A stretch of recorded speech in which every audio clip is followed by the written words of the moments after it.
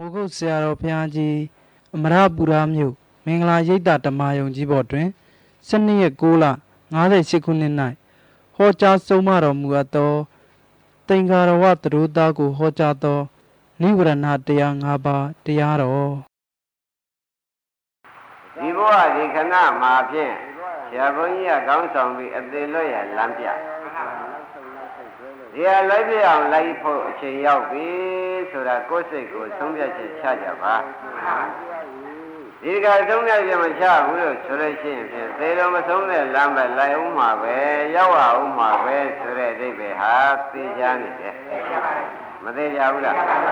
အဲ့ဒါကြောင့်ဒကာဓမ္မတို့နောက်ကသိခဲ့ရတဲ့တောသုံးတော်မှာရှိတဲ့သစ်ပင်တွေကကုန်ခဲ့တယ်ကိုယ်ရောမွေးခဲ့တဲ့အမေမဆုံးဘူးဆိုတဲ့ကိုကအမေပြောင်းလို့ရှိရင်အသေးပြောင်းတယ်ဆိုတာကတော့ဖြင့်ပြောဖို့မလိုတော့ပါဘူးအဲ့ဒါကြောင့်ယခုတရားနာကြတဲ့ဒကာဓမ္မတွေအသေးလွတ်ရာဖြင့်ဆရာဘုန်းကြီးလည်းနေတိုင်းပြတယ်လို့အောက်မရခင်ဗျားတို့ကလည်းသွားပြအောင်သွားဖို့ရလို့ဟာကိုတာဝန်ပဲဆိုတာဒကာသိတို့ဥလာဘုရားကဆုံးဖြတ်ချက်ချရထိုကဲ့သို့မှဆုံးဖြတ်ချက်မချတော့ပါဘူးဆိုလို့ရှိရင်ဖြင့်ခင်ဗျားတို့ဘုန်းကြီးတို့ဒီတဲ့ရိုးရိုးသေးတာတစ်မျိုးသူများဤစားဘဝါဘဖြစ်ပြီးသေးတာကတစ်မျိုးတို့တော့ရိုးရိုးသေးကလဲတယ်လို့မှတ်ရသူတစ်ပါးစားဘဝါဘဖြစ်ပြီးသေးရတာကသဘောကျအဲ့တော့ဒါတွေအထင်ရှားမြင်သာဖြစ်ပြီးဒီကရနေတော့ဒကာသိခိုင်းနေတဲ့ပုဂ္ဂိုလ်ဟာအသေးစိုးသိရင်သေးလို့ပဲအသေးလက်စမတတ်ချင်သေးလို့ပဲမဆိုလိုက်ဘူးလားဒါကြောင့်ပြင်ကြပါတော့သင်ကြပါတော့ဆိုတာဟာအခုတတိပေးပါတယ်လောကီလောက်တွေလုံးနိုင်တွေလုံးလို့ရှိရင်ဖြင့်သေခြင်းလို့လုပ်တဲ့လုပ်ကြည့်မှာလောကီကြောက်လုံးနေတဲ့ပုဂ္ဂိုလ်များပါပါလိမ့်နောက်ထပ်သေလက်စမတတ်ချင်လို့သာမှတ်ပါသေဆိုတာဒီဒကာရမနာပြီးမှသေတာအိုးပြီးမှသေတာပြိတ္တိနေပြီးမှသေတာဒါဖြင့်ဆင်းရဲစုံပြီးမှနောက်ဆုံးပိတ်ဆင်းရဲနေကုန်းချုပ်တာကိုသေတယ်လို့ခေါ်တယ်ဆင်းရဲစုံပြီးတော့မှဆင်းရဲနေကုန်းချုပ်တာဘာခေါ်ကြအဲ့တော့တဘွားမှာလည်းဆင်းရဲပေါင်းစုံနောက်ဆုံးပိတ်အသေးနဲ့နေကုန်းချုပ်နောက်တော့ဘဝလာပြန်တော့ဘယ်ကစမလို့ဆင်းရဲပေါင်းစုံနဲ့အကုန်ကျုံပေါ့ဗျာပြီးတော့ဘယ်လက်ဆက်သတ်မလဲတော်လောက်ကြပြီတန်လောက်ကြပြီဆိုတဲ့အိဗယ်ကိုဖြင့်အစဆုံးမြင်တဲ့ကိုရောကြီးကဟောထားတဲ့အတွက်ဘုန်းကြီးဓမ္မတွေကဟုတ်မဟုတ်ပါမလားဆိုတဲ့သံဃာဝိဇိကိစ္စနဲ့ဖြင့်တက္ကသိုက်မနေလိုက်ပါနဲ့လို့တောင်းပါတယ်ဟုတ်မဟုတ်ပါမလားဆိုတာကိုပဲခါကာလမှာမတွေးလိုက်ပါနဲ့လို့သတိပေးလိုက်ပါတယ်သဘောပါလားအဲ့ဒါကြီးဘယ်နဲ့ကြောင့်ဒီသေးတွေတော့များများသိခဲ့ရပါလိမ့်မလို့မေခွန်းထုတ်လို့ရှိရင်ဖြင့်မသေးရလမ်းရှာမတွေ့ကြလို့ပဲဖြေတွေ့ကြဘယ်နဲ့ကြောင့်ပါလိမ့်မသေးရလမ်းရှာမတွေ့လို့ပဲဆိုတာဖြင့်ဓမ္မတွေညင်းဖို့လိုသေးလားဒါဖြင့်နောက်တုန်းကမတွေ့တာမသိလို့သာထားခဲ့ဒီတကားပြမသေးရလမ်းကိုဖြင့်သာသနာလဲကျုံဆောင်တတ်တဲ့နားနဲ့လေတရားဓမ္မတွေကကျုံနေပြန်တော့မသေးရလမ်းကိုသိကြားရတော့မယ်ကြားပြီးဒီကရာကြားရုံနဲ့ရပ်ပြီးဒီကရာမနေပဲနဲ့မသေးရလမ်းကိုသွားလဲသွားပါဆိုတာဘုန်းကြီးများကတိုက်တွန်းတယ်မတိုက်တွန်းနိုင်ဘူးလားဒါကြောင့်ကြားရုံနဲ့မရနဲ့သွားလဲသွားပါလို့ပြောလိုက်ပါတယ်ကြားတာကတရားနာတာသွားတာကအလုံးလုံးတာအဲ့တော့လုံးလုံးမှရောက်မယ်ဆိုတာဒကာဓမ္မတွေရှင်းမလားရှင်းပါဘူးဒါဖြင့်အလုံးလုံးမှရောက်ပါကိုဘုန်းကြီးတို့သေးသေးချာချာအလုံးလုံးတဲ့ခါကြလို့ရှင်းဖြင့်ဘာတွေဖယ်ရှင်းပြီးလုပ်ရင်မြင်မယ်ဆိုတာယနေ့ရှင်းပြဒါဖြင့်အလုံးလုံးတဲ့ခါကြတော့ခန္ဓာကိုယ်ကြီးတွေကလည်းဆိုလို့ရှင်းဖြင့်အနိစ္စခန္ဓာကိုယ်ဖြစ်လေတော့ကြောင့်ကိုယ်စိတ်ကိုကြည့်တယ်အရင်စိတ်ဟာမရှိလို့နောက်စိတ်နဲ့စကားပြောရသဘောကျအရင်စိတ်မရှိတော့ဘာနဲ့စကားပြောရအဲ့ဒီစကားပြောတယ်မစိတ်မရှိမှနောက်ကကြံတဲ့စိတ်ပေါ်လာအဲ့ဒီတော့စိတ်တွေကအဆင်းဖြင့်ရှေ့စိတ်တွေကပြက်နောက်စိတ်တွေကဖြစ် ရှင်းစိတ်တွေကပြက်နောက်စိတ်တွေကဖြစ်ဆိုတာဖြင့်ဥလာဘုရားရင်းနေဖို့လိုသေးလားအားလုံးဓမ္မတွေရှင်းစိတ်တွေကဗါတဲ့ပြက်နောက်စိတ်တွေကရှင်းစိတ်တွေကနောက်စိတ်တွေကအဲ့တော့ပြက်တဲ့စိတ်ကိုဖြစ်တဲ့စိတ်နဲ့ကြည်ဝိပဿနာအလုပ်အကျင့်ပေးပါတယ်ဗါတယ်လို့ပြက်တဲ့စိတ်ကိုဖြစ်တဲ့စိတ်နဲ့ကြည်ဒါကလိုက်ပါတယ်လို့ဖြစ်တဲ့စိတ်ဆိုတာကလည်းအထူးဂရုစိုက်ပြီးကြလားကြည့်မယ်ဆိုတဲ့ဖြစ်တဲ့စိတ်ကိုဆိုသည်သဘောကျဖြစ်တဲ့စိတ်ဆိုမှနောက်ကစင်တိုင်းဖြစ်နေတဲ့စိတ်အလကားဖြစ်နေတဲ့စိတ်ဒါတွေမဆိုးလို့ပါဘူးပြက်တဲ့စိတ်ကိုရှိကြည့်မယ်ဆိုတဲ့စိတ်နဲ့ကြည့်ပေးပါကြည့်မယ်ဆိုတဲ့စိတ်ကဖြစ်လာတာပဲအဲဒီပြက်တဲ့စိတ်ကိုကြည့်မယ်ဆိုတဲ့ဖြစ်စိတ်နဲ့ကြည့်ပေးပါလို့ဆိုလို့ရှိရင်ဖြင့်ဒကာဓမ္မတို့သိပြီးသားအတိုင်းကိုယ့်အသေးကိုမြင်ကြလိမ့်မယ်မမြင်ရဘူးကိုယ့်အသေးကိုမြင်ရလိမ့်မယ်ဆိုတော့ဘုန်းကြီးတို့ဒကာဓမ္မတွေကိုယ့်အသေးကိုမြင်ရလို့ရှိရင်ဖြင့်အခုတရားမှမကြောက်တဲ့ပုဂ္ဂိုလ်ကကိုယ်မသာကိုယ်မမြင်ရတယ်မကြောက်တာပါကိုယ်မသာကိုယ်မြင်ရတယ်ဒီနေ့ကြတော့ဘုမမဲကြွက်တကောင်ဖြစ်တယ်မွေးပါးစပ်ထဲမှာသေရရှာတယ်ဆိုတော့ဒီကြွက်ဟာကြွက်ဖြစ်ချင်ပါအောင်မယ်ဘာဖြစ်လဲတော့ဆိုတော့ကိုယ်အသေးကိုမြင်လို့ဟုတ်လားကြွက်တကောင်ဒီကျောင်းပါးစပ်ထဲမှာသေရတယ်တဲ့တကယ်သိတူလားဘူးလို့ရေအဲ့ဒါကြွက်ကသူ့သေးသူမြင်လို့ရှိရင်ဖြင့်ကြွက်စုတောင်းပါဘာဖြစ်လို့ပါလဲကိုယ့်သေးကိုမြင်တော့ကြောက်လာတယ်ဆိုတာဒကာဓမ္မတွေမှတ်ထားဖို့ဒါကြောင့်ဝိပဿနာလို့ဆိုတာဘာပါလဲမလဲလို့ဘာမှမေးခွန်းထွေရရမထုတ်ပါနဲ့တော့ကိုယ့်သေးကိုကြည့်ခိုင်းတာပဲလို့မှတ်လိုက်ကြစမ်းဝိပဿနာလို့ဆိုတာဘာပါလဲဒကာတိုက်သဘောကျအားလုံးဓမ္မတွေပါတဲ့ကိုယ်သေးကိုကြည့်ခိုင်းတာပဲဆိုတာဖြင့်မှတ်လိုက်စမ်းပါအဲ့တော့ခင်ဗျားတို့ကိုယ်သေးကိုမြင်အောင်ကြည့်နိုင်တာလေတဲ့ဒကာဓမ္မတို့ရှင်းရှင်းပဲပြောပြရစီတော့ဝိပဿနာပဲကိုယ်သေးကိုမြင်တာပြီရှင်းမလားကိုယ်သေးကိုမြင်တာပြီဝိပဿနာဒါဖြင့်နောက်ဆုံးကသေခဏခဏသေခဲ့တာတွေဟာဘုရားထုတ်ဖို့ပြောမှကျွတ်တို့သိရတာဟာသင်ရှားဆိုခဲ့တဲ့သင်ရှားတော့ဒကာဓမ္မတွေကတွေးလုံးခဲ့တော့အော်တို့ဘဝများစွာသံဃာကကိုယ့်အသေးကိုယ်တခါမှမမြင်ခဲ့ပါလားဘုရားဟောတော်မူမှပေါ်လာပါလားသဘောကျဘယ်ကျမှပေါ်လာဒါဖြင့်နောက်ဆုံးကဘယ်လိုဆုံးဖြတ်ချက်ချခဲ့ကြမလဲကိုယ်သေးကိုမမြင်ခဲ့ဘူးဆိုတဲ့ဥစ္စာသိချတော့သဘောကျဒါဖြင့်ကိုယ်သေးကိုမမြင်တာဒီဒကာဓမ္မတို့ယခုဘဝမှာဖြင့်အသေးကိုယ်သေးကိုမြင်တဲ့ကြည်နည်းကိုဘုန်းကြီးရှင်းပြသင်္ဃာရဝသရုပ်သားဆိုတာရှိတယ်သင်္ဃာရဝသရုပ်သားဆိုတာရှိတယ်ဒကာဓမ္မတို့သင်္ဃာရဝသရုပ်သားကဘုရားလျှောက်တာဘုရားလျှောက်သင်္ဃာရဝသရုပ်သားကဘုရားလျှောက်သည်ဒကာဓမ္မတို့နော်အရှင်ဘုရားတဲ့တပည့်တော်တစ်ခုလျှောက်ပြရစီတပည့်တော်ဒီကားလို့ဆိုရင်ပုံနာမျိုးဖြစ်ပါတယ်ဗျာတဲ့အမတမဂါထာရမန္တရားတွေရပါတယ်တဲ့အဲ့ဒီရထားတဲ့ဂါထာမန္တရားတွေကတခါတလေတပည့်တော်နှုတ်တဲ့အာဂုံပြန်ရှိပါတယ်မပေါ်လာဘူးဗျာရပြီးသားတွေပျောက်သွားတယ်တခါတလေကြပြန်တယ်တွေးတော့မတွေးရဘူးနှုတ်တဲ့အကုန်ပေါ်လာတာပဲအဲ့ဒါဘယ်နဲ့ကြောင့်တော့နှစ်ချက်မေးတယ်ဒကာဓမ္မတို့သဘောကျလားရပြီးသားဂါထာတွေစာတွေဟာတခါတလေကြတော့အကုန်ပြောက်ကုန်တခါတလေကြတော့မတွေးပဲနဲ့တောင်ပေါ်လာအဲ့ဒါဘယ်ကြောင့်ကြောင့်ဆိုတာတပည့်တော်မသိရပါဘုရားဒါကြောင့်ရှင်ဘုရားဒီကားလို့ဆိုလို့ရှိရင်ရပြီးသားစာတွေမေ့တဲ့အကြောင်းရပြီးသားစာတွေမတွေးပဲနဲ့တခါတလေကြတယ်အလိုလိုပေါ်ပြီးဒီကလာပြန်လို့ကောင်းရွတ်လို့ကောင်းဖတ်လို့ကောင်းတယ်တခါတလေလည်းပေါ်လာလိုက်တာအမတန်နေရာကျတခါတလေရပြီးသားတွေကြောက်လိုက်တာတွေးလို့ကိုမပေါ်နိုင် သဘောသာဖြစ်ကြတယ်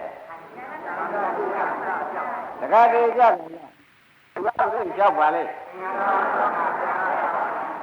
သင်္ဃာတော်ကသူတို့သားကဖယားလျှောက်တယ်ဒကာဓမ္မတွေကအလုကမအတွက်မှာရေးကြည့်လို့သူ့ထုတ်လာတယ်ဆိုတာဖြင့်ဒကာတိုက်တူလာဘူးလို့မှတ်เสียပေါ့ဗျာဒါနဲ့ဘုရားသခင်ကိုရမေကြီးကအမိတ်ရှိရှာပါတယ်ဘုရားသခင်ကိုရမေကြီးကအမိတ်ရှိတယ်ဒကာဓမ္မတို့သင်္ဃာတော်ကသူတို့သားတဲ့ရာဘိဒစာရီပြောက်တယ်တခါတလေမရသေးရာဘိဒစာရီကပေါ်ပြီးဒီကလာတော့တယ်ဆိုတဲ့ဥစ္စာငါရှင်းပြမကွာရှင်းပြမယ်ဆိုတော့၅ပါးကိုလက်ကင်ထားရတယ်တဲ့ဓမ္မတို့၅ပါးလက်ကင်ထားတယ်1 2 3 4 5ဘယ်နှခုချထားပါလဲ5ခုကိုဘုရားဟောတော်မူလေးတရားဓမ္မတွေသတိထားပါ5ခုကိုဒီ5ခုကြောင်းဆိုတဲ့ဆွဲချက်တင်လိုက်ရနော်ဒီဘက်ကလောဘ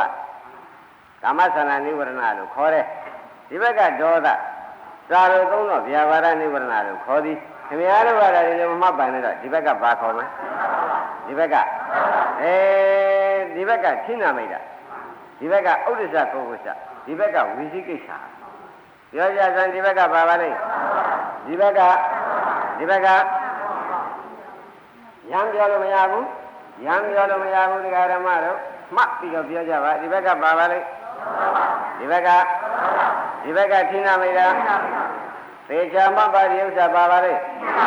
ခိဏမိတ်တာစရငိုက်တမြည်တာသဘောကျလားဒီဘက်ကဥဒ္ဒစ္စပုဂ္ဂုစ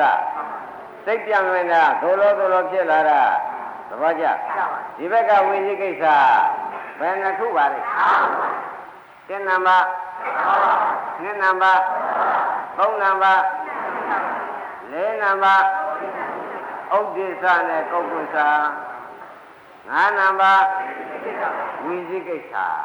1နံပါတ်ပါပါလေ2နံပါတ်3နံပါတ်က4နံပါတ်က5နံပါတ်ကဝိသိကိစ္စဒါနိဝရဏတရား5ပါးလို့စာလို့သုံးလိုက်ခမည်းတော်သိဖို့တော့ဖြင့်ဒီတိုင်းပါပဲအခုပြောပြီးသားအတိုင်းပဲသိကြမှာပဲသာသမားတွေဒီလိုက်ရည်အတွက်ရှင်နိဝရဏတရား5ပါးလို့မှတ်လိုက်ပါနိဝရဏဆိုတာဖုံးလွှမ်းတတ်တဲ့တရားလို့မှတ်လိုက်စမ်းပါအဲ့တော့ပုံနာရမေယာပိကဇာရေမေတခါကလေးယာပိကဇာရေဒီကမတွေးမတော်ပဲနဲ့မင်းပေါ်လာတယ်ဆိုတဲ့ဥစ္စာကွာတဲ့ဒီတိုင်းပါပဲတဲ့လောဘဆိုတဲ့တရားမင်းတဏ္ဍာကိန်းနေလို့ရှိရင်တဲ့လောဘဆိုတဲ့တရားကိန်းနေရလို့ရှိရင်ကိုယ်ကျိုးလည်းမသိဘူးကွာကိုယ်ကျိုးမသိတာရှင်းပြအောင်နော်လောဘရှိမှကိုရတော့ဘောဓမ္မကိုယ်ကျိုးရှိတော့ဘောဆိုတာလကားပြောတာလောဘဆိုတဲ့တရားဝန်နဲ့ကိန်းလာလို့ရှိရင်တရားဓမ္မတို့ကိုယ်ကျိုးလည်းမရှိတော့အပဲ့သွားရမှာလောဘဆိုတဲ့တရားဝင်လာရင်ကိုယ်ကျိုးကိုရှိသေးရဲ့ကိုယ်ကျိုးရဲ့လို့သိသေးရဲ့သူတစ်ပါးကျိုးကောရတဲ့နည်းနဲ့ယူမှာပဲဆိုတဲ့သဘောမလားဘူးလားဒါဖြင့်ကိုယ်ကျိုးသူ့ကျိုးနှစ်ပါးကောမသိဘူးသူဝင်လားအဲ့ဒီတော့တရားဓမ္မတို့ဒီလောဘမှာလွတ်ရလွတ်ကြောင်းကိုဖြင့်ငါဒီကြံစီမပဲဆိုတဲ့စိတ်ကိုဝင်နိုင်သေးမဝင်နိုင်တော့ဒါဖြင့်လောဘဆိုတဲ့ကာမသန္တာနိဝရဏဝင်လာလို့ရှိရင်ဖြင့်သင်္ဃာရောဘုံနာတဲ့မင်းတို့မမြင်တာယာပိသစာရိမေမရသေးတဲ့ယာပိသစာရိမေပြီးဒီကလာတခါတည်းကြရရှင်ပြန်မတွေးပဲနဲ့ယာပိသစာရိပေါ်လာတဲ့အတိတ်ပဲဟာကွာတဲ့လောဘဆိုတဲ့တရားဝင်လာယာပိသစာကုန်မေးရသဘောကျယာပိသစာရိဘာဖြစ်ရအကုန်မေးရမတဲ့ဒကာဓမ္မတို့လောဘဝင်လာရင်ဗါတဲ့ယာပိသစာရိကုန်မေးရမမိမိကျိုးကိုသိသေးရဲ့သူတစ်ပါးကျိုးမိမိသူတစ်ပါးနှုတ်သားကျိုးမသိတဲ့တရားဝင်လာရှင်းမလားဒါကြောင့်တဲ့ဒကာဓမ္မတို့ခမည်းတော်လည်းခမည်းတော်ခန္ဓာကိုယ်ထဲမှာဆရာဘုန်းကြီးကကိုယ်စိတ်ကလေးကိုဖြစ်ဖြစ်ယူခိုင်းတာမမြင်ဘူးဗျာပြက်သွားတာလေးတွေမမြင်ပါဘူးဗျာရှိတော့ရှိတာပဲမမြင်ဘူးဗျာဆိုလို့ရှိရင်ဖြင့်သူ့ဝင်းနေတော့သာဖွင့်လိုက်တယ် ဘာဝင်နေပါလိမ့်ရှင်းကြလောဘဝင်နေလို့ရှိရင်ဖြင့်ဉာဏ်စခန်းမှာလောဘဝင်နေမြင်ပါဒါကြောင့်ဘုံနာရမင်းစာမိတ်တာလည်းဒါပဲကွာဝိပဿနာသမားများမှာဖြစ်ပျက်ဆိုတဲ့သဘောမမြင်တာနဲ့ကာမသန္တာနိဝရဏဆိုတဲ့လောဘကဝင်နေလို့မမြင်တာဟိရှင်းမလားဘာဝင်နေလို့လဲငါဥပမာလေးနဲ့ပြန်မင်းပုံရှင်းမကွာသင်္ကာရရလို့ဘုရားကပြောလိုက်နော်ရေဆိုတာကြီးနေလို့ရှိရင်ဖြင့်ရေခွက်တဲ့ရေတဲ့ဥလားဘူးရေမှန်ပါပါကိုမျက်နာလေးနဲ့ဟိုက်ကြည့်လိုက်လို့ရှိရင်ရေတဲ့မျက်နာရိပ်ကထင်ဖို့ပေါ့ဗျာရေမကြည့်ရင်တော့ဖြင့်မထင်ပါဘူးဒီလိုပဲတဲ့မင်းတဏ္ဍာမှာတဲ့လောဘဆိုတဲ့တရားလေးကဝင်ပြီးဒီကလာနေတဲ့ဥမာငါပြမှာဖြစ်ရေခွက်ထဲမှာဆေးစီဆေးပြဆေးဝါးတွေနဲ့ရောတဲ့ရေတွေစပ်ပြီးဒီကလာရေခွက်ထဲမှာထားလိုက်သပါဆေးစီဆေးပြတွေနဲ့ရောတော့ရေနီရေပြတွေဖြစ်မလဲအဲ့ဒီကမျက်နာလေးဟတ်ကြည့်စမ်းပါမြင်နိုင်ပါဘူးဒါဖြင့်ရေသက်သက်ဆိုရင်မြင်နိုင်ရဲ့အရောရှိလို့သဘောပါအရောရှိတော့မမြင်ဘူးဆိုတာရှင်းတတ်ကြဒီမှာလည်းတရားဓမ္မတွေတပည့်တို့ဖြစ်ပျက်တွေကဗျာခန္ဓာကိုယ်ရန်သဗ္ဗေသင်္ခါရနိစ္စသဗ္ဗေဓမ္မနတ္တဆိုပြီးဒီကရာဖြစ်ပျက်တွေအပြည့်စုံရှိပြီးဒီကရာကိုယ်စိတ်ကိုယ်ဆိုတာလည်းအရင်ဖြစ်တာလည်းကိုယ်စိတ်ပဲကိုယ်နောက်ကနေကြည့်တာလည်းကိုယ်စိတ်နဲ့ကိုယ်ညာနဲ့ကိုယ်ကြည့်တာပဲဒါတော့မမြင်ဘူးဆိုလို့ရှိရင်ဈာထဲမှာရေထဲမှာတရားဓမ္မတွေစိတ်နဲ့ဆေးပြရောတဲ့ရေမှာမျက်နှာရိပ်ဘယ်လိုပဲဟပ်ပြီးကြည်ညာတော့လဲသင်ဖို့မြင်ဖို့အရေးရှိသေးရဲ့ဘာဖြစ်နေလို့ပါရေစင်ကြဟုတ်သေးရဲ့စိတ်နဲ့ဆေးပြဆေးဝါတွေကရောနေဒါကြောင့်ကိုယ်မျက်နှာရိပ်မြင်သေးရဲ့ဒီမှာလည်းကိုယ်အနိစ္စရိပ်တွေကိုကိုယ်ဉာဏ်နဲ့ကိုယ်မြင်တာခေါင်းကလောဘဆိုတဲ့အမဲတတ်တဲ့စိတ်တွေဆေးပြဆေးမဲတွေရောပြီးဒီကရာနေလို့သင်္ခါရဝရာတဲ့ကိုရပြီးသားတွေမေ့တယ်ကိုအသေးကိုမမြင်ဘူးဆိုတာအဲ့ဒါပဲဟေးအတော်မှတ်ကြတော့အမတမှတ်ကြကောင်းတဲ့ဓမ္မတို့ကောင်းပါအမတမှတ်ကြကောင်းတဲ့ကဲဒါဖြင့်ဒီနေရာနီးလေးယူလိုက်တာပေါ့ဓမ္မတွေကဟမ်နီးလေးပဲလေယူရမလို့ဆိုတော့ဖြစ်ပျက်တွေတော့ရှိကြကိုယ်စိတ်ကလေးဟာစားကျင်တဲ့စိတ်ကလေးရင်ပေါ်လာတယ်ရှိမရှိတွေးလိုက်ရင်ဘယ်နဲ့နေပါအဲ့ဒီမရှိတာလေးဟာစားကြတဲ့စိတ်ပေါ်လာတဲ့ကိုယ်တဏ္ဍာပဲပြန်တွေးလိုက်တဲ့အခါမရှိဘူးလို့သိတာကောဖြစ်ပြီးပြက်သွားတဲ့တရားလေးပဲလို့နောက်ကနေပြီးဒီကလာသိရမယ်မက်ကလေးကဝင်စရာအကြောင်းရှိမမြင်ဘူးဗျာလို့လျှောက်ထားတဲ့ဓမ္မတွေမှာတဲ့ကိုမျက်နှာရိပ်ကိုကိုရည်နဲ့ကိုကြည့်တာပဲတဲ့ရေထဲမှာတစ်ခုခုတော့ဖြင့်ရောလို့မမြင်တာပဲဆိုတာမှတ်လားမရောဘူးလားရေထဲရောနေတဲ့ရေထဲရောတယ်ဆိုတာဘဝင်ကြည်ထဲမှာရောနေဘဝင်ကြည်ထဲမှာတခါလေလောဘဆိုတဲ့အမဲဓာတ်ကြီးတွေအညီဓာတ်ကြီးတွေပုဒ်ဓာတ်ကြီးတွေအစိမ့်ဓာတ်ကြီးတွေအပြာဓာတ်ကြီးတွေတခါဆိုင်ပါဖြင့်ရောနေတာဒီဟာမပြက်လားပြတ်တော့ဘယ်လိုမျက်နှာနဲ့ဟပ်ပြီးရေခွက်နဲ့မျက်နှာနဲ့ဟပ်ကြည်ညာတော့လေကိုယ်ရိပ်ပေါ်သေးရဲ့ကိုယ်သေးကိုမမြင်တာရှင်းကြကိုယ်စိတ်ကလေးဟာပထမစိတ်ကလေးဟာလက်ဖက်ရည်တောက်တဲ့စိတ်ကလေးပေါ်လာတယ်တွေးကြစမ်းပါရှိမရှိတွေးကြစမ်းပါဆိုတော့မရှိဘူးဆိုတော့အရင်မိမိဟာသေပါပေါ့လားမဆိုနိုင်ဘူးလားအရင်မိမိဟာမသေးသေးဘူးလားအဲ့ဒီသေတာလေးကလည်းအခုလို့တွေးကြည့်လိုက်တဲ့ခါကျတော့ကိုယ်သေးတကားတိုက်ကိုမြင်သားပဲမမြင်ဘူးလားတကားကြလိုက်ကြတော့ရှုတာရှုတယ်ဖြိုင်းကနေကအချိန်သာကုန်ခဲ့ဗျာအပြက်ကိုမတွေးပါဘူးဖြစ်ပြက်ကိုမတွေးပါဘူးဖေရဒကာဓမ္မတွေချက်ပြက်ထားကြတယ်လည်းရှိကြတယ်ပေါ့ဗျာအဲ့ဒါတွေဘာကြောင့်ပါလဲမလို့ဆိုတော့ဘုန်းကြီးများကဘုရားနေယူပြီးဒီကလာသိလိုက်တော့သူ့ရောနေလို့သူမမြင်တာဘူးဘယ်လိုဆုံးဖြတ်ချက်ချရောနေလို့ရောနေတာကလောဘဆိုတဲ့အမဲဓာတ်တို့အစိမ့်ဓာတ်တို့ရောနေရင်လည်းကြည့်ရင်ဘယ်နဲ့တော့မမြင်နိုင်ဘူးဆိုတာသိကြပါလားဒါဖြင့်သစ္နံဘက်ကဥပမာမှာရေခွက်ထဲမှာသင်္ကာရဝရာဆင်းပြီးဆေးပြာတွေရောနေလို့ရှိရင်ကိုယ်မျက်နှာနဲ့ဘယ်လိုရေခွက်နဲ့ဟပ်ကြည့်ညာတော့လဲကိုယ်ရိတ်တော့ကိုယ်မြင်စရာအကြောင်းရှိဘူး မဆွနိုင်ဘူးလားဒီမှာလည်းတရားဓမ္မတို့ကိုယ်အိဋ္ဌကိုယ်စိတ်ကလေးကိုယ်တဏ္ဍာအိဋ္ဌရောက်တာကိုယ်တဏ္ဍာဖြစ်တဲ့ဝေဒနာလေးအိဋ္ဌရောက်တာကိုနောက်ကနေကြည့်ပြီးမမြင်ဘူးဆိုတာဘုလားဘူးရဲ့အယောရှိပြီမှန်ပါပါဘာရောနေလဲဂိုင်းသိသိသေးပြရေတယ်ရောပြီးတခဲတော့ခင်ဗျားတို့ဝန်းထဲမှာလည်းလောဘဆိုတဲ့တရားရောနေသဘောကျဘာရောနေလောဘဆိုတဲ့တရားရောနေတဲ့အတွက်ဒကာသိလိုချင်တဲ့စီခကြီးပေါက်ရောက်ပါသေးရဲ့လားဩဒါဖြင့်မရှိလို့မမြင်တာလားရောရှိလို့မမြင်တာလားပေါ်ဗလားဘယ်လိုမှတ်ကြမလဲဩဒါဖြင့်ဒကာဓမ္မတွေဒီနေ့ကစပြီးကြိုးစားကြည့်လိုက်တဲ့အခါကျတော့ထိုင်ချင်းတပည့်တော်တို့တွေးကိုမတွေးသေးဘူးဗျာဆိုတော့အိုးမထိုင်ခင်က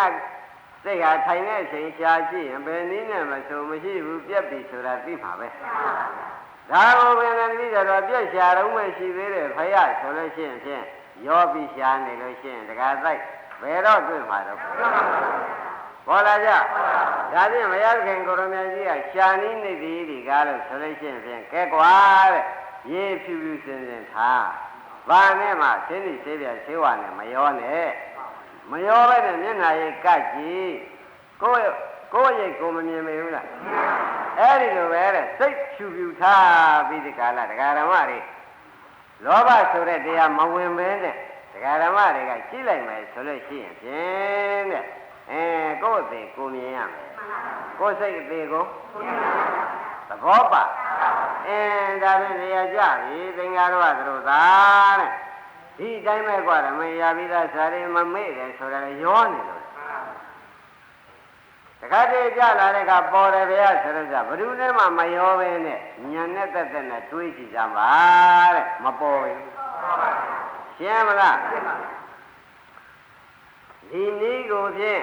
အားလုံးဓမ္မတွေကမမေ့လိုက်ပါနဲ့ရောတာဖယ်ပြရမနော်ဖယ်ပြရင်ပင်ကိုအသေးတွေကိုတွေ့ရမယ်မြင်ရမယ်ဆိုတာဥလားဘုရားအမှန်ပဲသဘောပါလားဒါနဲ့ဒါရမကသေးဘူးကွာသင်္ဃာတော်ရမင်းမမြင်ကြီးကြောင်း5မျိုးတောင်ရှိတယ်ကွာတခါတည်းကြလာတဲ့အခါကွာရမင်းတဏ္ဍဒေါသဖြစ်နေတယ်ဒေါသဖြစ်ပြီးဒီကရနေတော့ကိုတဲ့ဒေါသဆိုတာကိုယ်ကျိုးကိုသိသေးသူတော်ဘာကျိုးနှုတ်သားကျိုးကိုမသိတဲ့တရားကြီးဝင်ပြီးဒီကရနေတယ်ကွာအဲ့တော့ဒေါသမှထွံ့မြောက်ကြောင်းဘယ်လိုကြံရပါမလဲဆိုတဲ့စိတ်ကိုပေါ်သေးရဲ့အဲ့ဒီလိုမပေါ်တော့ဒေါသရှိနေတဲ့ပုဂ္ဂိုလ်သူတယောက်ဒီဘာမှမသိကြလို့ပေါ့ဗျာ။ကိုင်းသင်္ဃာတော်ရတယ်မင်းတို့ဒီကကိုယ့်သေးကိုယ့်စာကိုမမြင်ရပြီးသားတွေကိုမမြင်ဝိပဿနာလုပ်တဲ့ပုဂ္ဂိုလ်မှာကိုယ့်သေးကိုမမြင်တာတွေငါပြောပြမယ်ဥပမာနဲ့မှတ်လိုက်ပါဦး။ခေါင်းကလည်းသိနေသေးပြန်နော်။အခုတော့ဖြင့်တဲ့ရေခွက်တဲ့ကွာတဲ့ရေကြီးကြီးကတဲ့အောက်ကမီးလေးနဲ့ထိုးထားမီးလေးထိုးထားတဲ့ရေလေးကဘောနဲ့မဆူပေဘူးလားအဲ့ဒီဆူတဲ့အထဲမျက်နှာရိပ်တင်ကြည့်ရင်ဘယ်နှလုံးမြင်မှာဒါဖြင့်ရေဆူးနေတော့လေမျက်နှာရိပ်မမြင်နိုင်ဘူးဒေါသဆိုတာဆူးရိပ်မိမယ်အဲ့ဒီတိုင်းပဲကွာဓမ္မရာပြီးသားစားတယ်မေ့တယ်ဆိုတာရေဆူးနေလိမ့်မယ်ကွာဒေါသဝင်နေလိမ့်မယ်မရသေးတဲ့စားတွေမပေါ်လာဘူးဆိုတော့လေဆူးနေလို့ပဲကွာရှင်းမလားဒီမှာလည်းတရားဓမ္မတို့ဥပဒနာလို့ကဖြစ်တဲ့တရားအများအားမရှိဘူးလားရှိပါရဲ့သားနဲ့တခါတလေရှုလို့မမြင်ဘူးဆိုတော့ယေရှုနေတယ်လို့ဝန်းထဲမှာမကျင်နာပွဲလေးတစ်ခုရှိနေတယ်မကျင်နာပွဲဒေါသလေးရှိနေပြီဘူးလားအဲ့ဒါလေးရှိရင်လည်းရှုနေလို့ရှိရင်အလကားညောင်းရုပ်ပဲရေကဆူးနေတဲ့အတွက်ကိုယ်မျက်နှာရိပ်နဲ့တူတဲ့ကိုယ့်အသေးကိုမြင်ရပါဘာဖြစ်နေလဲတော့သဘောလို့ပြောတော့ဒေါသခိုးထနေလို့ရှင်းမလားဘာဖြစ်ဘယ်လိုကတော့လောဘစွမ်းရည်ပြအခုတော့ဒေါသခိုးထဒါကြောင့်မမြင်တာဆိုတော့ဖြစ်ပြမမြင်ခြင်းအကြောင်းဘယ်လိုမျိုးသိရမှတ်တာပါလောဘရှိနေရင်လေကိုယ်ဖြစ်ပြကိုမြင်တာဒေါသယေရှုနေရောရှင်းတတ်ကြဥပဒနာရှုတဲ့ပုဂ္ဂိုလ်တွေဖယ်နည်းရှားနည်းသိနေရတာဟောဗျာလောဘဖယ်ရှု ဒေါသဖယ်ရှုကိုယ်သေးကိုမြင်ရမယ်ဆိုတာပေါ်လာဟုတ်လားကဲသုံးနံပါတ်ကဒကာဓမ္မတို့ဗါတဲ့သီနာမိတ်တာတကယ်လေးကြတော့လေတကယ်ဝိပဿနာရှုပြီးဒကာဓမ္မတွေကနေကြရှုတာရှုရတယ်တော့ကြံငိုက်ခနဲ့ဆက်ခနဲ့ဟုတ်လားစာလေးရလည်းများထားဗျာအဲ့ချိန်လေးရလည်းရောက်လာပြန်ဆိုတော့ဥလာဘူးရေငိုက်ကြီးတဲ့စိတ်တွေမလာဘူးဗျာအဲ့ဒါသီနာမိတ်တာလာတယ်တဲ့ကိုယ်စိတ်မနိုင်ကိုယ်စိတ်စိတ်မနိုင်ဆိုတာတွေကနော်သီနာမိတ်တာဆိုတဲ့တရားနှစ်ခုကဇုံဝင်လာတယ်ဇုံဝင်လာတော့ဘယ်လိုပဲကြည်ညာတော့လေသူတို့ကရှေ့ကကွယ်ကားနေတော့တခါသက်ကိုဖြစ်ဖြစ်ပဲနဲ့မမြင်နိုင်ဘာကွယ်နေလို့ပါသီနာမိတ်တာကွယ်နေတယ်ဆိုတာပေါ်လာကြသင်္ဃာရောသရုပ်သားရမင်းရပြီးသားရှာမေ့တယ်ဆိုတာလေဒီကွယ်ပဲကွာမကွယ်တဲ့အခါပေါ်လာတာပဲဟုတ်သူပဲဒကာဓမ္မတို့မှာလဲသုံးနံပါတ်သီနာမိတ်တာနဲ့သာထိုင်ပြီးဝိပဿနာရှုနေကြမယ်ဆိုရင်ဖြင့်ခင်ဗျားတို့အသေးခင်ဗျားတို့မျက်နှာရင်းနဲ့တူတဲ့ဖြစ်ဖြစ်ဘယ်နည်းနဲ့မှမမြင်နိုင်ပါဘူးတဲ့လောကီဥမှာငါပြပါမကွာတဲ့ရေခွက်တဲ့ရေထက်ပြီးဒီတဲ့ရေမော်တွေကပေါ်ကဖုံးနေတော့မျက်နှာလေးဟပ်ကြည့်စမ်းပါမင်းတို့မျက်နှာကြီးပေါ်ပါမလားရေမော်တွေနဲ့လေ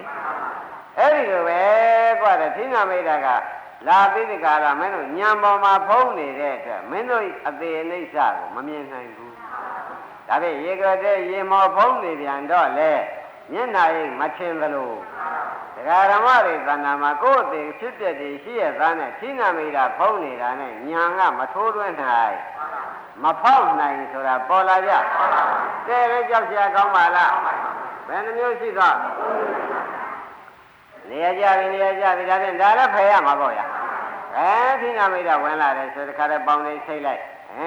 ကြောက်ကြလန့်ကြရှိတဲ့စီထသွားလိုက်အရိယာကိုပြင်ပြီးမှပြန်ရှုလာသဘောကျပြန်ရှုလိုက်ရခြင်းဖြင့်ခေါင်းကညာတွေကသင်ကြဲကြဲဖြစ်လာတယ်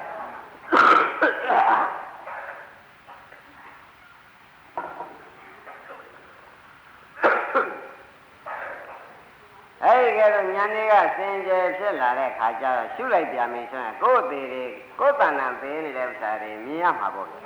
သူတစ်ပါးရှိတာလားမိမိတဏ္ဍာရှိတာလား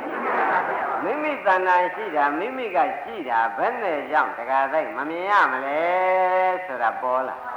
မမြင်ရလို့ရှိရင်ဖြင့်အုပ်ဖုံးနေတာတခုခုရှိလို့ပဲဒါဖြင့်သီနာမိတ်တာဒီရေမောရေမွားတွေနဲ့တူတယ်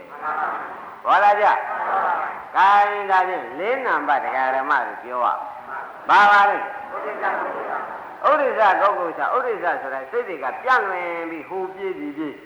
ဂုတ်ကုစ္စကလည်းသို့လို့တော့မှခံမိခဲ့ရလားဘုရုစီမှာမေ့မြန်နေရသလားကိုယ်စီမှာပါလာရလားဂုတ်ကုစ္စတွေကပြီးပါပြီးတော့သူစိတ်မပြသေးတဲ့သူစိတ်တွေတောင်သွေးမြောက်သေးပါဗျာသို့လို့ဖြစ်အဲ့ဒီစိတ်ပြန့်လွင်တဲ့ဥဒိစ္စသို့လို့တွေ့တဲ့ဂုတ်ကုစ္စတရားဓမ္မတွေမှတ်မိဗလားမှတ်ပါအဲ့ဒီဥဒိစ္စဂုတ်ကုစ္စရှိနေပြန်လို့ရှိရင်လေတရားဓမ္မတို့ကိုယ်တည်းကိုယ်မမြင်ဘူးတဲ့ဘာရှိရင်သဘောကျငါဝသရသဖြေးနေတာနော်အဲ့ဒီရပြီးသားစာတွေပြောက်တယ်မရသေးတဲ့စာတွေဆိုတာလုံးဝမပေါ်လာဘူးသဘောကျဒါဖြင့်ငါဥပမာပြလိုက်ဦးမယ်ဘုရားကဥပမာပြပြန်တယ်ဦးလားဘူးဒီဥပမာ၅မျိုးကိုဖြင့်မှတ်ထိုက်စမ်းပါဘယ်လိုဥပမာပြလိုက်တယ်ဆိုတော့သင်္ဃာတော်တဲ့ရေခွက်ထဲမှာရေရှိတယ်ကွာတဲ့အဲ့ဒီရေကလည်းလေတိုက်တဲ့အခါကျတော့ရေခွက်ထဲရေလည်းလှုပ်တာမလှုပ်ဘူးလေတိုက်လို့လှုပ်နေတော့ကိုယ်မျက်နှာရေခင်းနဲ့ကပ်ကြည့်စမ်းပါရေလှုပ်တော့ကိုယ်မျက်နှာရေမြင်ရပါဘာဖြစ်နေတော့မမြင်ပါလိမ့်မယ်တွေးလုံးထုတ်ပါရေလှုပ်သဘောကျ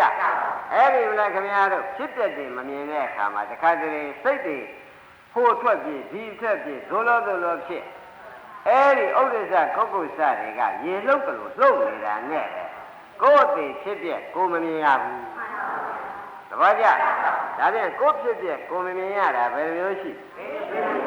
၄မျိုးရှိသွားပြီလို့သေချာမှတ်ပါတော့အဲ့တော့ကဲဒီဥဒိစ္စကုက္ကုစ္စတွေဖယ်ပြီးဒီကလာဒကာဓမ္မတွေ တခါလေပင်ကိုညာနဲ့သာရှုလိုက်မယ်ဆိုရင်ဖြင့်ကိုဖြစ်ပြက်ကိုမြင်ရမှာပေါ့မမြင်ရပဲဒါဖြင့်ဒကာဓမ္မတို့မဖယ်တတ်လို့မမြင်ရတာတွေလည်းရှိသေးမဆိုနိုင်ဘူးလားဘယ်လိုဆိုကြမလဲကဲဒါဖြင့်၄နံပါတ်ပြီးသွားတော့9နံပါတ်ဒကာဓမ္မတွေပြောရအောင်မယ်9နံပါတ်ကဘာလဲဒကာဓမ္မတို့ဝိသိကိစ္စဆိုတော့တန်လျာလေးပေါ်လာသဘောကျဝိသိကိစ္စဆိုတာဘာပါလဲတန်လျာလေးပေါ်လာတယ်တဲ့ဖြစ်ပြကလေးရှုမဲ့ကြံလိုက်ရင်တန်လျာလေးပေါ်ပြီးဒီကလာဘုရုမနေကောင်းရတာဘုရုထဆန်းခြင်းဟုတ်လားဘုရုမလာသေးလို့လူလာမလာရလားအိတ်ခမ်းမှရောက်ကြလားအမျိုးမျိုးအမေမိဘဆိုတာတွေးတတ်တယ်မလာဘူးလားအဲ့ဒါလေးကြည့်လိုက်တော့သံဃာဝိသိကိစ္စကလာမနေဘူးလားလာနေရင်လည်းကိုကထိုင်ပြီးဒီကလာကြည့်နေ냐တော့လေတဲ့ကိုယ်တည်းကိုမြင်ပါဘယ်နဲ့ကြောင့်မမြင်ပါလိမ့်မလို့မဲတဲ့အခါဝိသိကိစ္စဝင်နေလို့သဘောကျဘာဝင်နေပါဝိသိကိစ္စဝင်နေလို့မမြင်ဘူးဆိုပါလားတရားဓမ္မဒါနဲ့ဘုရားကသင်္ဃာတော်ကငါဥပမာလေးနဲ့ပြန်မင်းပုံရှင်းမှာပဲဆိုပြီးဥပမာလေးပြရေခွက်ထဲမှာရေနေတွေထိုင်နေတယ်ကွာတဲ့ရေခွက်ထဲမှာရေမှုန်နေတွေထိုင်နေဒီနေ့တပြေစီတို့ရှိတဲ့ရေမျိုးလို့ပေါ့ဗျာအနေတွေနှစ်တွေနဲ့ထိုင်နေမယ်ဆိုမျက်နှာရိပ်ဟပ်ကြည့်စမ်းပါဘာကြောင့်လို့ရေနေထိုင်နေရှင်းမလားဘာကြောင့်မျက်နှာရိပ်မမြင်ပါလိမ့်ဒီမှာလည်းမင်းတို့ဘာကြောင့်မမြင်ပါလိမ့်လို့ဆိုဝိသိကိစ္စနဲ့ထိုင်နေလို့သဘောပါလားဒါဖြင့်ဒကာဓမ္မတို့စိတ်နာမမမြင်တာကဘာထိုင်နေလို့လဲလောဘဝင်နေလို့လောဘဝင်နေတယ်ဆိုတော့ရေထဲရောနေတာပေါ့သိနေသေးပြရောနေမျက်နှာပါမမြင်နိုင်တာကရေခိုးထားဒေါသဝင်တော့ရေခိုးထားတယ်သုံးနာမမြင်တာကသိနာမိတ်တော့လောကီဥမာလို့တော့ရေမော်တွေသန်းတယ်သဘောကျလေးနာမမမြင်ရတာကဥဒိစ္စကုက္ကိစ္စမြန်မာလိုပြန်လိုက်တော့ရေလှုပ်နေလို့ရေလေတိုက်တာနဲ့လှုပ်နေတာနဲ့ဒကာဓမ္မတွေလိုရမြင်သေးရဲ့9နံပါတ်ဆိုတော့ဝိသိကိစ္စဝင်နေလည်းမြင်သေးရဲ့ဥပမာဘာနဲ့တူတယ်ရေအမောင်းတွေထိုင်နေတာနဲ့တူတယ်အဲဒီလိုရှုခိုင်းနေတော့သူရှိတယ်တော့ရှုရင်ဖြင့်မြင်နိုင်မှာဘာကြောင့်လို့ကိုယ်မျက်နှာရဲ့ရေမကြည့်လို့မြင်ရတာပေါ့ပေါ်ကြရှင်းကြဒါဖြင့်ဒကာဓမ္မတို့ဝိပဿနာလုပ်တဲ့ပုဂ္ဂိုလ်မှာဒီ5ခုဖယ်ရှားရလောဘကိုလည်းဒေါသကိုမောဟကိုသိနာမိတာကိုဥဒိစ္စကုဝိစ္စကိုဝိသိကိစ္စကိုအဲ့တော့ဆရာဘုန်းကြီးကဒါတွေကဗျာရေတွေကဆယ်ပြည့်ရတယ်လို့ဆယ်ပြည့်ရမှာပဲဒီလိုပဲလားကိုယ့်ဘုဘယ်လိုသုံးဘုရားဟောထားတာကဒီဥစ္စာတွေရေဥမာနဲ့ပြလိုက်တော့ရှင်းနေသေးတယ်လည်းနှုတ်ဥမဟုတ်တယ်ယေရှုနေတာလည်းနောက်ကမိကိုသိမ့်ပြုံမှမဆူပါဘူးဗျရေမော်တွေဖုံးနေတယ်ဆိုတာမော်တွေဖဲပစ်တော့ဗျာရေလုံးနေတာငြိမ်အောင်လို့အနေတွေထိုင်နေတာအနေတွေဖဲပြည့်ဒီလိုမလို့ပါဘူးတဲ့ဘုန်းကြီးဟောမဲ့တရားကဒကာဓမ္မတို့ဘုန်းကြီးဟောမဲ့တရားကတော့လွယ်ပါတယ်တဲ့လွယ်တာကဒီလိုဘုန်းကြီးကဒကာဓမ္မတွေကိုယ်စိတ်ကိုဖြစ်ဖြစ်ရှုလို့ခိုင်းမထားဘူးလားဘယ်စိတ်ကဲလို့နာမည်ပေးသေးလားစိတ်နာမစိတ်ကိုနှင်းနာမနဲ့ရှုဒါပဲသိတာစိတ်နာမစိတ်ကိုဘယ်စိတ်ဆိုစိတ်နာမကနှင်းနာမနဲ့ရှုတော့စိတ်နာမကလာခြင်းစိတ်လားခင်ဗျားတို့သံဃာမှာလဲဘယ်နည်းနဲ့မှမဲ့စိတ်တွေဖို့စိတ်တွေရှုစားမှမလာသေးပါဘူးသဘောကျအဲ့တော့လာတဲ့စိတ်ဖမ်းရှုဆိုခင်ဗျားတို့တဏ္ဍလာနေကြစိတ်ပဲလာမှာပဲပါစိတ်လာမယ်သမီးစိတ်လာမယ်မုန်းစိတ်လာမယ်ခင်စိတ်လာမယ်အိတ်ကျင်တဲ့စိတ်လာမယ်ကြံ့တဲ့စိတ်လာမယ်တန်လျက်ရှိတဲ့စိတ်လာမယ်ဒါပဲလာမှာဟုတ်လားအဲ့ဒါဒီလိုလုပ်ကြပြီတော့ဒကာဓမ္မတို့တောက်တယ်ရင်လည်းဆေးပေါ့ဗျာမတောက်တယ်လို့ရှိရင်လည်းဘေးဆိုသလိုသာမှတ်ကြပြီတော့ဒါရင်ဒကာဓမ္မတွေသဏ္ဍာန်သမင်းစားခြင်းတဲ့စိတ်ကဘာစိတ်လဲအဲ့ဒီလောဘစိတ်ကလေးအဖြစ်ရောက်လာတာမှန်ပဲအဲ့ဒီလောဘစိတ်ကလေးကိုတင့်နာမှာထားလိုက်သဘောကျ အဲ့တော့နှစ်နံပါတ်မဲ့က၅ပါးနဲ့သာရှုသူ့အပြည့်မြင်အောင်ရှုချသဘောကျမလားဒါဖြင့်လာတဲ့လောဘစိတ်ဘာလို့က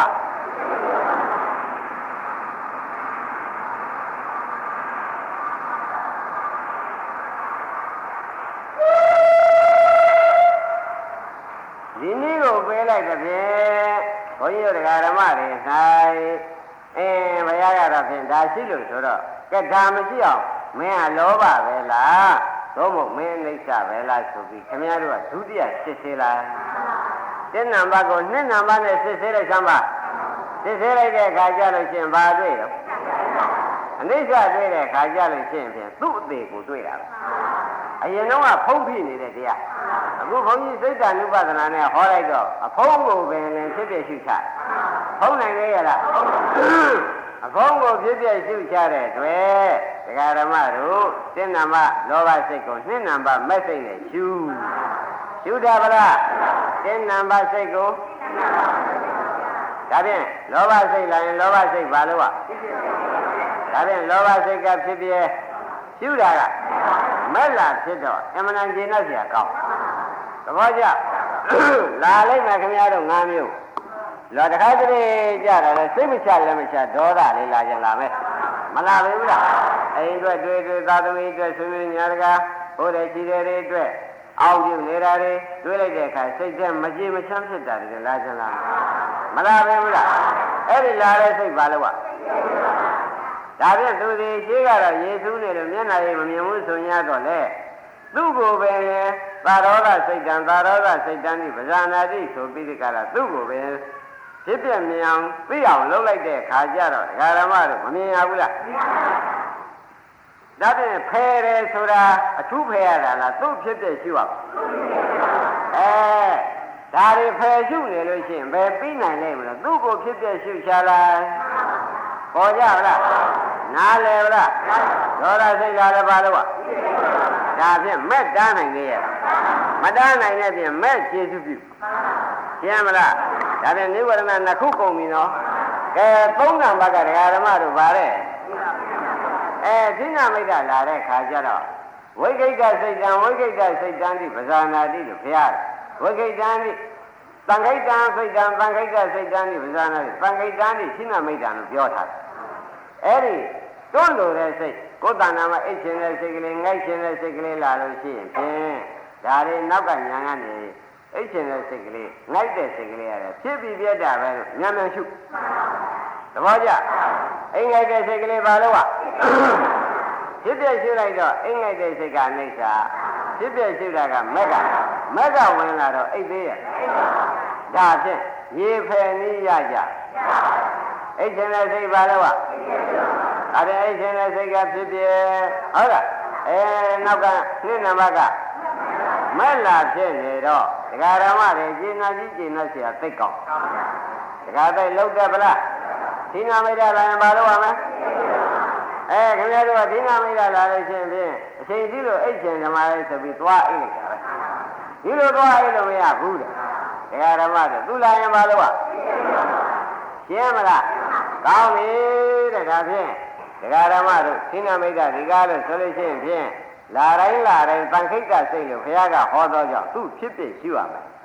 သမုဒိယဓမ္မ ानु ပတိဝဝယဓမ္မ ानु ပတိဝစိတ်ကတမင်ဝိဟတိသူ့ကိုသမုဒိယနဲ့ဝယမြင်အောင်သာရှုလိုက်ကွာသဘောကျဒီလိုကြတော့ဒကာဓမ္မတို့သုံးနံပါတ်ကိုဖယ်ရှားတတ်ပလားဒိဋ္ဌမိတ်္တဖယ်ရှားတယ်လေးနံပါတ်ကဘာလာလဲစိတ်ကလေးကထားရမနေဘူးတောင်းကြည့်မြောက်ကြည့်ကိုယ်ကတော့ဖြင့်ကိုယ်စိတ်ကိုဖြစ်ဖြစ်ရှုခိုင်းနေတာပဲသူကတောင်းကြည့်မြောက်ကြည့်အဲ့ဒီပြေးတဲ့စိတ်ကလေးကအထည်ကြီးလို့ပြေးတာလားဒကာဓမ္မတို့သူ့ဟာသူပြုကျင်တဲ့ပဲအောင်ပြုတာလားဘယ်မှပြေးတာမဟုတ်ဟာရယဝတ္ထုဘောကဘယ်မှမဖြစ်ဘူးအဲ့ဒီနေရာမှာသူ့ကိုပဲပြေးတဲ့စိတ်ကလေးကဒီနေရာဖြစ်ပြီးဒီနေရာပြတ်တယ်လို့သာရှုသဘောကျလားဘယ်လိုလုပ်ရမလဲဟာရယဝတ္ထုဘောဉာဏ်ဆိုင်ပြီးဒီကာလဒီနေရာဖြစ်ပြီးဒီနေရာပြတ်ပါလားလို့သာရှုချလိုက်ဒါပြန်ဥဒိစ္စကုက္ကုဇဂအိစ္စာရှုတာကဒါပြန်ဒကာသိုက်တို့လူကြီးတွေဆိုတော့စိတ်ဟာတောင်းပြေးမြောက်ပြေးနဲ့ပြေးတဲ့စိတ်ကိုဒီတိုင်းထားမလားဘယ်လိုလုပ်ကြရှ ဖြစ်ပြရှုလိုက်တော့လူရခီးမဆိုင်ဘူးလားဖြစ်ပြကဖြစ်ပြရှုတာကမဲ့ဒီလိုမနေဘူးလားဒါရင်ဒါဖြင့်နေရာကျကြရေထဲမှာရှိတဲ့မျက်နှာရိပ်မမြင်တာတွေဖယ်တတ်ကြတော်တော်ရေးကြည့်တယ်နော်တော်တော်ရေးကြည့်တယ်ဒါရင်ဓမ္မတို့9နံပါတ်ကဗါတဲ့ဝိသိကိစ္စဆိုတာသို့လို့တော့မှခမ်းမိရလားမခမ်းမိပဲနေသလားပေးမှပေးခဲ့ရလားမပေးမိပဲနေသလားလာမလာရလားမလာပဲရှိနေသေးလားသဘောကျဥပဒနာရှုနေတာငါမဟုတ်ကြလားသူတစ်ပါးများဖြစ်နေသလားရှုပ်လိုက်တဲ့ဖြစ်ချင်းသဘောကျလားတခါတလေကြလာပြီသမမင်းကိုယ့်ဟာကိုဒူးထောင်ပြီးအိတ်တာဓမ္မတရားလျှောက်တဲ့ဆင်းနေတာအဲ့ဒါဒီဝိသိကိစ္စကြီးစွန့်ရည်တတ္တိသဘောကျလားဒါကြောင့်ဓမ္မတို့ဒီဥစ္စာတရားတွေလားတပည့်လေလားလို့တွေးရကြသေးအဲ့ဒါဝိသိကိစ္စတော့မှလည်းစမ်းပါဒါပြန်သို့လို့တွေးတဲ့စိတ်ကလေးလာတိုင်းဘာလို့ဝိသိကိစ္စကဖြစ်ပြရှုတာက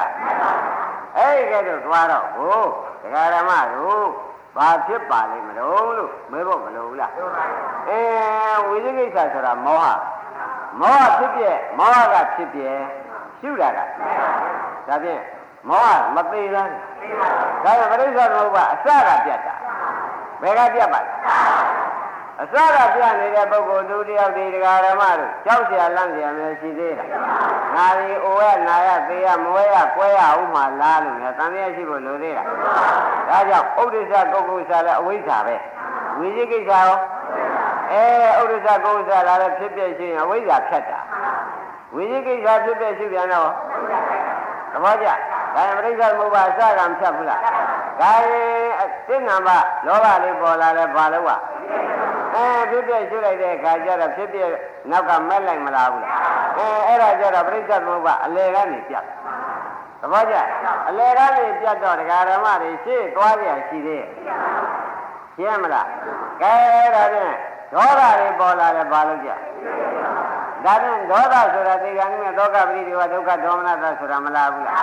အဲ့ဒါဖြစ်ပြရှုနိုင်တော့ဘုခါကဖြစ်ပြရှုနိုင်တော့ပရိစ္ဆေသမုပ္ပါအဆုံးကနေပြီးမပတ်မိအောင်လို့ဖြတ်လိုက်တာပဲသဘောကျဒါဖြင့်ဓမ္မတွေယနေ့ဟောတဲ့တရားမှာဥဒိစ္စကုက္ကုစ္စနဲ့ဝိသိကိစ္စကိုဖြစ်ပြရှုနိုင်ရင်ပရိစ္ဆေသမုပ္ပါဘယ်ကပြတ်တယ်တဏှာကိုရှုနိုင်ရင်သဘောကျကောင်းပြီဒေါသရှုနိုင်ရင်အဆုံးကနေပြတ်အဆုံးကနေပြီးဒီကရာအစပြန်ဆက်နိုင်လေအာသောသမှုတရားဝိဇ္ဇာသမှုတရားဖြစ်သေးလားသဘောကျဗလား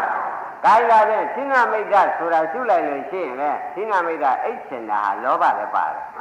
မောဟလည်းပါအဲ့ဒီသင်္ဃမိတ်္တရှုလိုက်လို့ရှိရင်ပရိစ္ဆေသမုပ္ပါအလယ်ရောအစရောပြတ်သင်္ဃမိတ်္တရှုရင်ပါပါလိမ့်တခါတည်းလေရောအစရောကုန်ပြတ်ပြီဘူးလားသဘောကျဥဒိစ္စကုက္ကုစ္စရှုရင်အစကပြတ်ဒါဖြင့်ဓမ္မတို့ဒီဟာတွေရှုနေလို့ရှိရင်မောင်ပရိစ္ဆေသမုပ္ပါ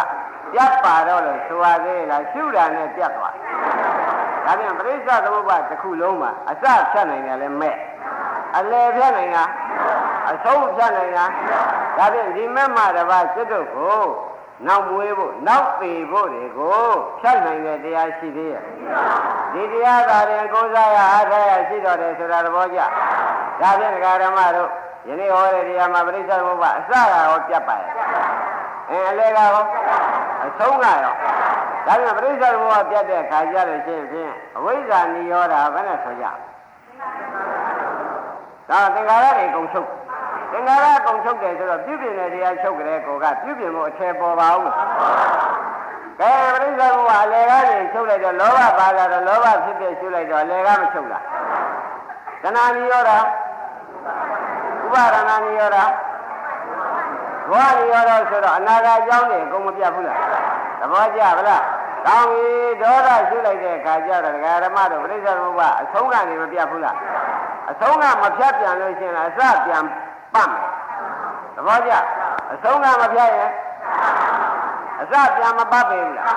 အခုတော့ဖြင့်နိဝရဏတရား၅ပါးကိုဓမ္မတွေကိုပရိစ္ဆေသမုပ္ပါတဲ့တွင်းပြီးဒီကရဟောလိုက်ပြန်တော့ယနေ့ဟောတဲ့တရားဒီအစကလည်းပြ၏အလယ်ကအဆုံးကလည်းဒါဖြင့်ဓမ္မတို့ပရိစ္ဆေသမုပ္ပါတစ်ခုလုံးပြတ်တယ်လို့ဆိုရင်ရော ရှုနည်းရောရပြန်နည်းရောဟုတ်ကဲ့ဒါဖြင့်ရှုနည်းလည်းရတယ်သူတို့ကိုရှုပြသူတို့ဖဲမနေနဲ့တော့ကျုပ်ပြင်လောဘတွေဝင်လာတဲ့ဒီနေ့တော့ပြမရှုနိုင်ဘူးမလုံနဲ့သူ့ကိုဖြစ်ပြရှုချလိုက်ဒေါသဝင်လာလို့ကျုပ်ဒီနေ့မရှုနိုင်ဘူးမလုံနဲ့ဘာလို့ဘုရုရှုရမှာပါလေဒီနေ့အိတ်ချင်တော့ကျုပ်မရှုနိုင်ဘူးလို့မလုပ်ပါနဲ့ဘာလို့မလို့အိတ်ချင်တဲ့စိတ်ဖြစ်ပြရှုကြဒီနေ့တော့စိတ်တွေကဝေးနေတယ်ဘာမှကျုပ်မလုပ်ချင်တော့ဘူးသူတော်ကောင်းလို့ကိုဒီလိုဝေးမနေလိုက်ပါနဲ့ဘာလို့ဝေးနေတဲ့ဥစ္စာကိုဝိစ္စာဘာလို့သဘောကျဒီနေ့တော့စိတ်ထဲမှာသာကိစ္စသမီးကိစ္စတွေကဒုရဖြစ်နေသေးတယ်ဒုရဆိုတာဝိသိကိစ္စပေါ့ဗျာအဲ့ဒါတွေပေါ်လာတော့ကျုပ်မရှိနိုင်သေးဘူးလို့မလုပ်လိုက်ပါနဲ့မလုပ်လိုက်ရင်ဆက်သွားလိမ့်မယ်ပြိဿသမုပ္ပါကမဆက်ပေဘူးလားဒါပြန်ဝိသိကိစ္စလာလဲပါလို့သဘောပါလားဒါကတည်းကရှုစရာပဲလက်ချက်ပေးတော့ငါးချက်ကလေးတော့ဏီကုန်းကျုပ်ပြန်ရင်သွားပါအောင်တရားဓမ္မတို့ဒီဟာပါတော့